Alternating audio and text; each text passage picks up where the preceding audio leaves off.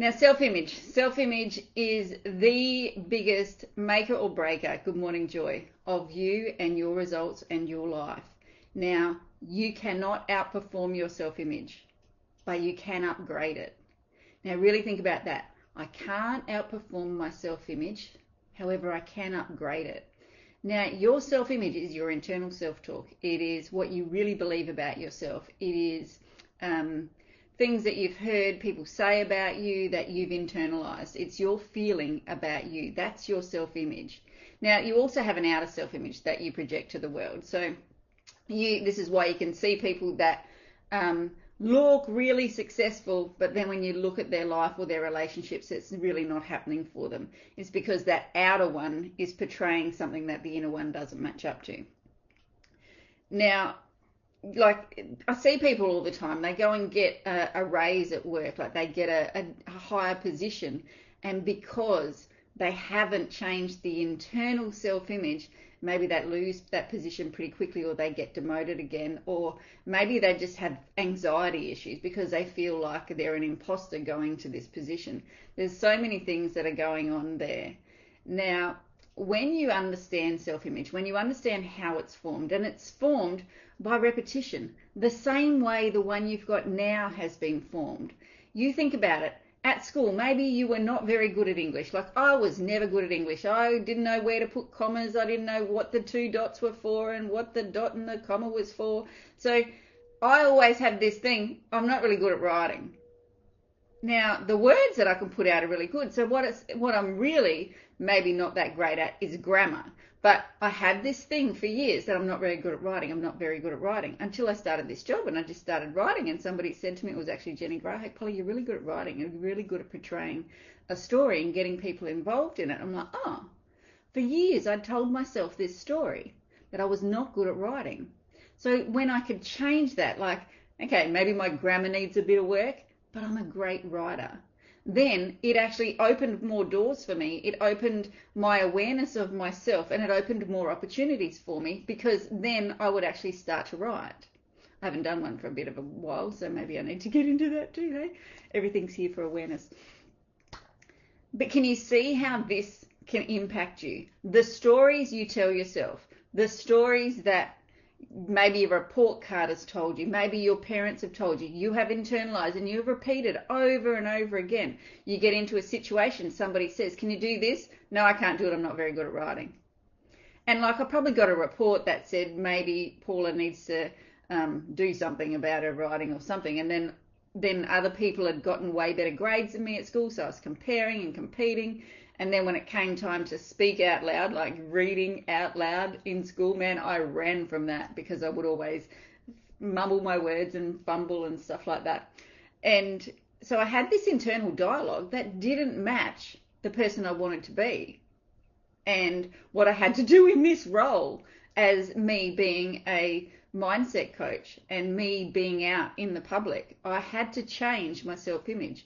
Now, there are certain ways that you can do this. There is some things that you got to watch out for. One of the things you have to watch out for is your words. What sort of words are you using to describe yourself? How do you speak to yourself? Now, I reckon 9 times out of 10, we speak to ourselves pretty poorly. We beat ourselves up over things that have happened in our past. Maybe we didn't speak the way we could have, maybe we didn't handle a situation the way that we could have, maybe we're just not earning the money that we want to be earning, maybe our relationships, we can just see a pattern of, like this was me, a pattern of the type of people that you keep attracting into your life, and maybe you get involved in drama a lot, and you just sort of like, okay, how do I stop this? How do I stop this from happening? Well, I'm going to be honest with you, the first thing you have to do is get to a point where enough is enough. You've got to go, all right, I'm done with this. I am so done. No, you're not, Jane. You are so far from lazy. But isn't it crazy what we tell ourselves? Like, at some point. And then if we watch a movie, then when we're just playing over in our head, oh, I'm so lazy because I'm watching a movie. Oh my God, I'm just so lazy. Like, I was called lazy as a kid too, because my room was a mess most of the time. It wasn't laziness. I would clean it up and have a good spring clean, and then I'd just sort of I'm still a little bit like that sometimes, just put things around, a bit of clutter, and then I go through and clean it up. That does not mean you're lazy. And lady, get into your part of life and where you're standing, you don't get there by being lazy, I tell you. So isn't that just a load of bullshit? But it's repetition. Probably got told that when you were a kid, and then maybe because you think about it, somebody else says it to you, and then later on in life, because you're watching a movie and then you feel that, like, oh, I must be so lazy because people that are out there doing this and that, and that, they're not watching movies. Like, come on. The thing is, you have to figure out what your self-talk is first. So you've got to make a decision, first of all. I'm done with this. I'm done with the way that my life is turning out. I'm done with my results, and I'm going to change. That's the first thing. You have to get to that point first. Now, it can be, like, I know a lot of the time it's when some people hit rock bottom that they make that decision. What if we could just look at the results without getting that low down on the scale of things and going, okay, this is not really working out for me at this point in time. I'm not liking this. And then we get clear on what we do want. So you've got to get clear on what the result is that you want. And then you've got to start to think about, who am I as that person? How do I turn up? Am I reliable? Do I come with integrity? And one by one, you have to start to change your habits. You have to start to change. Now, the way you speak to yourself is a habit. The way you interact with people is a habit. The way you do so many things, 96% of what you do on a day is out of a habit. It's from a habit, either a thought, a feeling, or an action. Now, I can just help you change your actions, change your behavior. But if we don't get to the root cause, which is what you believe about yourself, the changes will only be temporary. The behavior will only be temporary. So how do we change our self-image? Well, the same way it got created now, with repetition, over and over again. Saying the same thing to ourselves. Like, everybody that comes into my coaching, I work with them like, I am so happy and grateful now that I'm a winner, and I get them to say this or write this or do something with it every single day. I'm so happy and grateful now that I'm a winner. I am worthy of the good that I desire. I love myself. I wake up every day and a feeling of confidence comes over my body. Every moment my mind is conditioned to find the things that I have been successful at. I can see success all around me from what I have created. I believe in myself. I believe in my infinite potential. I love myself, and every day I love myself that little bit more. I am a winner. Now, you take that, just that one little paragraph, and you internalize that, you will start to see your life change. Now, that's just one step. But then you've got to start to think about all the times throughout the day, how do you speak to yourself? What do you need to change? And it is in the times that the shit hits the fan, that things go wrong, when you have to tune in the most. Now, just like this morning, when I came into Thinking into Results and becoming a coach, my biggest number one was to change the way I was as a parent. Now, I was a very reactive parent. I was a yeller, a screamer. I would wake my kids up to come out and do things that they hadn't finished before they went to bed. Like, I was a right bitch. And look, I've got no qualms in saying that because I know that for myself, so it's fine. So this morning, we have some cats in the house that my daughter would love to just stay inside cats. So we have a dog door that needs to be opened every night when the cats go into the room to bed. Now, last night, they forgot to open that door. So you could just imagine what we woke up to this morning, because the dogs had eaten a bit of stuff yesterday because I dropped the bag of dog feed or cat feed, and then they sort of ate it all. It was a right old mess. What would you have done? There was like 6 shits in my house that we had to clean up this morning, and they weren't just ones that you could just go and pick up. There was a bit of cleaning involved. Now, I just kept my cool. My husband and I just cleaned it up. I videoed it and I said, hey, Mad, this is what happens when you leave the cat door locked or the dog door locked. Can we make sure we unlock it in future?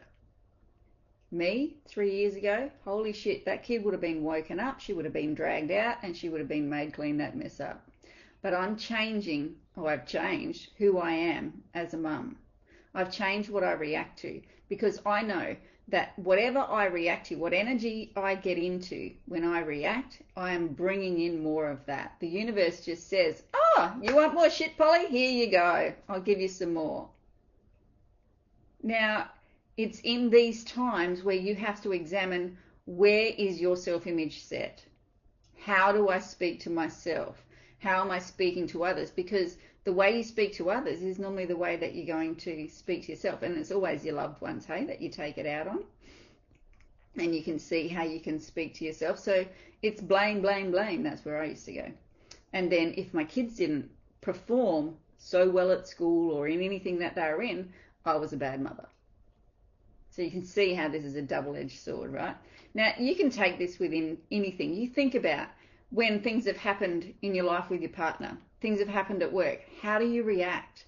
Now, your reaction will always be in like a direct reflection of where your self-image is at. So if I was still that very reactive mum, I would have gone and woken those kids up. However, now, it is what it is. Harvest the good. The good for me today is, holy crap, Paul, you've done it. And you're getting better and better at this. Here's the little pussycat, sorry. One of those cats. So ask yourself, where is my self-image set? And you will always know where your self-image is set by the results that you're getting. So if you're in a relationship that you're not loving, then maybe you need to ask yourself, how are you contributing to that? Why am I getting that result? Because everything is a mirror image of what's going on inside. So if you panic, then you don't believe in your ability to turn anything around. That's just my interpretation. Could be different for you, but I'll be asking myself, okay, where are my thoughts going? Am I going to fear of what might go wrong, or am I looking to what could go right?